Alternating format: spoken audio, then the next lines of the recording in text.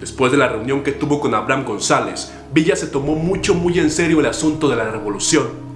Para algunos odiadores del hombre, esto solo significaba un cambio de título más no de actividad, haciendo creer que Villa seguiría asesinando y robando como tanto le gustaba. Lo cierto es que pese a sus limitaciones académicas, en la cabeza de Villa resonaron las siguientes preguntas. ¿Qué era una revolución? ¿A quién había que tirar? ¿Cuál era ese nuevo orden que había que poner? Vimos a Villa como niño y como joven adulto. Ahora lo veremos como revolucionario en su primera parte, peleando por alguien más que por sí mismo. Yo soy Fernando Magaña y esto es Villa, el revolucionario, en México, la historia que no te cuentan. El primer combate. El 17 de noviembre, 3 días antes de la fecha de inicio pactada en el Plan de San Luis, Villa tendría lo que podría considerarse como su primera batalla. El capataz de una hacienda de Chavarría, cerca del poblado de San Andrés, estaba reuniendo un grupo de hombres para atacar a los villistas que ya comenzaban a juntarse. Villa bajó de su escondite con 8 hombres y a la 1:30 de la tarde se armó un tiroteo. Villa y su grupo dispersaron a los otros hombres y asesinaron a dicho capataz. Se les acusó de llevarse 1,000 pesos, pero años más tarde, uno de aquellos 8 mencionaría que solo se habían llevado una silla de montar.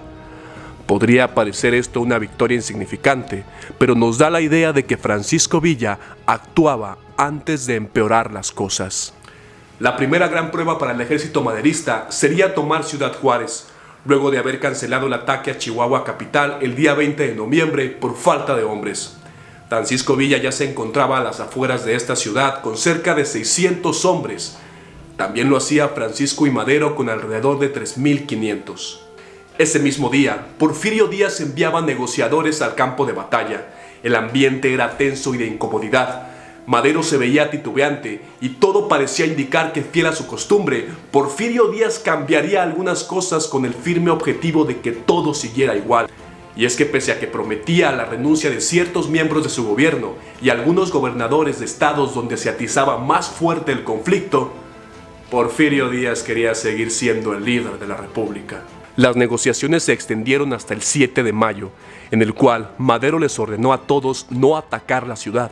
La molestia de los caudillos y hombres se hizo evidente sobre todo porque 2 días antes estos interceptaron a un oficial federal con un informe que supuestamente decía lo siguiente: y aquí te pido alejar a los niños si hay frente al video.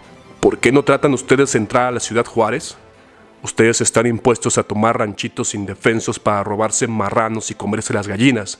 Sabemos que los residentes del Paso, Texas, les están enviando ropa, armas, parque y lonches, pero lo que les deberían de traer son huevos, que mucha falta les hacen. Si son hombres, traten de atacar la plaza.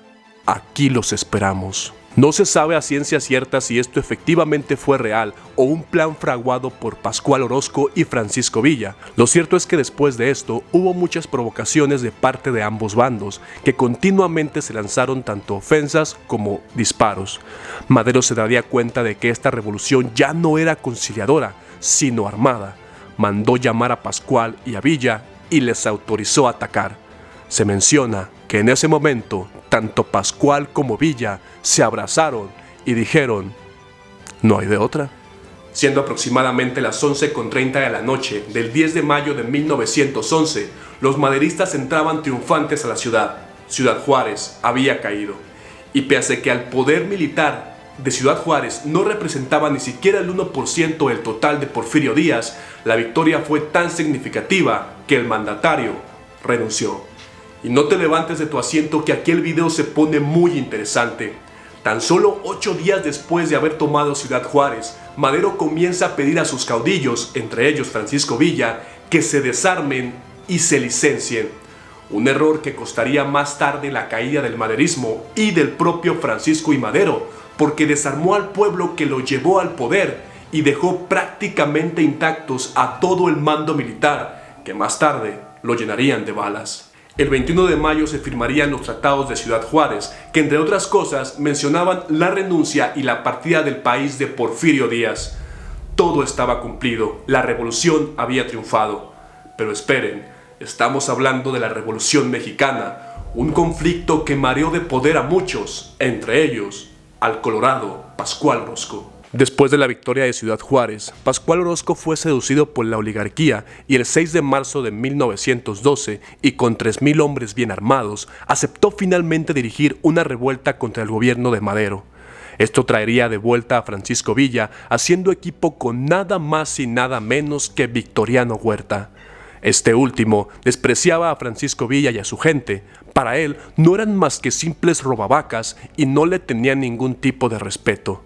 El 3 de junio de ese mismo año estaría a punto de ser fusilado, todo por una yegua. Uno de sus oficiales le informó que, entre otras cosas, los federales se la habían llevado, lo cual encendió a Villa y fue a visitar a Victoriano Huerta pidiendo que se devolviera el animal, haciéndose de palabras y al final Huerta aceptando. Esa misma noche, menciona Villa, tenía varios temblores y me dieron fricciones con alcohol.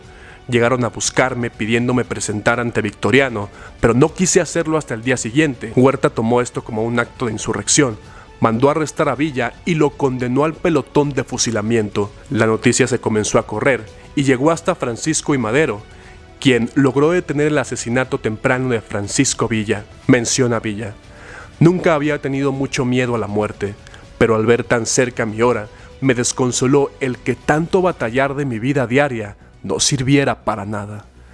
El 7 de junio de 1912, Villa llegaría en calidad de preso a la Ciudad de México. Y aquí Villa sufriría en vida algo similar a lo que sufre actualmente, pues el mandatario federal ignoró todas y cada una de sus cartas que Villa le escribió desde el 7 de julio. Tal vez Francisco I. Madero lo ignoraba para evitar un conflicto con Victoriano Huerta, sabiendo que al quedarse ahí, tarde o temprano perdería la vida. El 26 de diciembre de ese mismo año a las 3 de la tarde, Villa se fugaría de prisión, en un largo camino que lo llevó hasta El Paso, Texas, y de donde escribiría una carta a Madero mencionando que a pesar de todo, seguía fiel a él y al movimiento. Del 9 al 19 de febrero de 1913, Madero pagaría muy caro el haber hecho a un lado a los hombres que realmente lo llevaron al poder. Con ayuda del embajador estadounidense Henry Lane, Victoriano Huerta tomó prisionero al presidente Madero, al vicepresidente José María Pino Suárez, y los mandó a ejecutar. La noticia del asesinato de Madero llegaría al Paso, Texas, a oídos de Villa casi de inmediato, mencionando: los que se llamaban decentes eran más rencorosos que los mismos bandidos. Comprendí que se iniciaba una guerra sangrienta.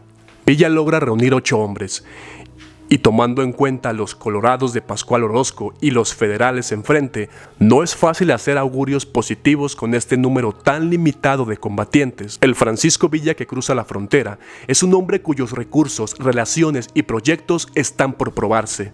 Es un hombre decidido y enfurecido, resiente como algo personal el asesinato de Francisco I. Madero, y lo resiente el doble porque el asesino es el mismo general que trató de matarlo a él también. Pancho Villa, Carlos Jáuregui, Darío W. Silva, Juan Dosal, Tomás Morales, Pedro Sapien, Miguel Saavedra, Manuel Ochoa y Pascual Álvarez Tostado.